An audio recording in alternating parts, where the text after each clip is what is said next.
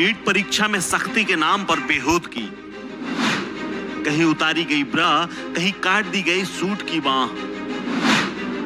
केरल के कोल्लम में छात्राओं से उतराई गई ब्रा, छात्रा के पिता ने पुलिस से की शिकायत।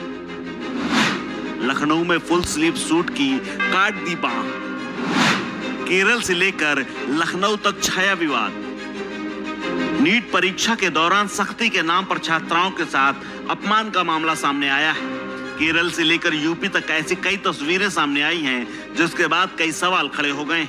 लेकिन सबसे ज्यादा चौंकाने वाला मामला सामने आया केरल के कोल्लम शहर से, जहां छात्राओं के अंदरूनी कपड़े तक उतरा दिए गए। आरोप है कि नीट मेडिकल की परीक्षा के दौरान केरल में छात्रा को कथित तौर पर ब्रा उतारना पड़ा। परीक्षा के दौरान जब छात्रों को कॉलेज में प्रवेश दिया जा रहा था, तो छात्राओं से उसकी ब्रा उतारने को कहा गया। सिक्योरिटी चेक के दौरान छात्रा के साथ हुई इस अभद्रता के बाद छात्रा के पिता ने पुलिस से शिकायत की है। इस मामले की शिकायत के बाद कोल्लम पुलिस ने आईपीसी की धारा 354 और 509 के तहत केस दर्ज किया है। जानकारी के अनुसार केरल के कोल्लम शहर में एक परीक्षा केंद्र में नेशनल एलिजिबिलिटी एंट्रेंस टेस्ट के दौरान सिक्योरिटी में लगे सुरक्षा कर्मियों ने छात्रा से ब्रा उतारने को कहा।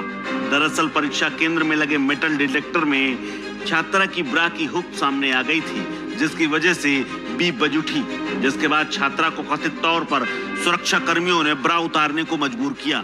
जब छात्रा ने ऐसे करने से इनकार किया, तो उससे कहा गया कि अगर ऐसा नहीं करती तो उसे परीक्षा में शामिल नहीं होने दिया जाएगा। छात्रा के पिता ने पुलिस से जो शिकायत की है, उसमें कहा गया है कि सुरक्षा कर्मियों ने छात्रा से कहा कि तुम्हारे लिए तुम्हारा भविष्य बड़ा है या इनरवियर, इसे उतारो अगर अपना भविष्य और समय बर्बाद नहीं करना चाहती हो तो। आरोप है कि कई अन्य छात्राओं से जबरन इनरवियर उतारने को कहा गया। छात्राओं के इनरवियर को स्टोर रूम में भी रखा गया था।